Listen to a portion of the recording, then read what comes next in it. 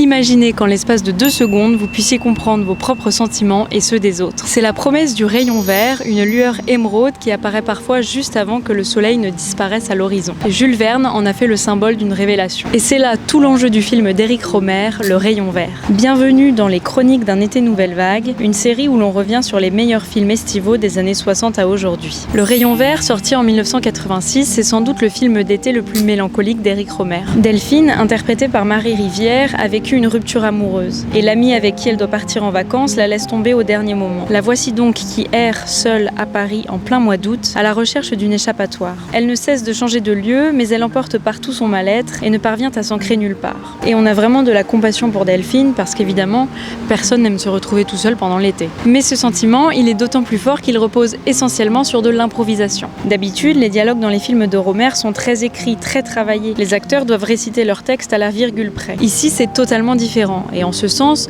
Le Rayon Vert est un peu un ovni formel dans l'œuvre de Rohmer. S'il a donné à ses acteurs une trame précise pour chaque scène, il les a laissés improviser librement, selon leur rythme, avec leurs propres mots. Et il y a beaucoup de Marie Rivière dans le personnage de Delphine. Et ça participe d'une volonté d'être au plus proche du réel, avec un aspect authentique presque documentaire, renforcé par le tournage lui-même, puisque Rohmer a filmé en 16 mm avec une équipe très réduite. Ici, l'histoire naît directement du réel, et le film raconte cette sensation de ne pas réussir à être à sa place pendant l'été. Et pourtant, au milieu de cette apparente banalité, Rohmer laisse toujours une place aux signes et aux coïncidences et à l'idée qu'un miracle pourrait tout faire basculer. Tout comme ce rayon vert qui ne dure qu'un instant, mais qui peut parfois changer un regard et peut-être une vie.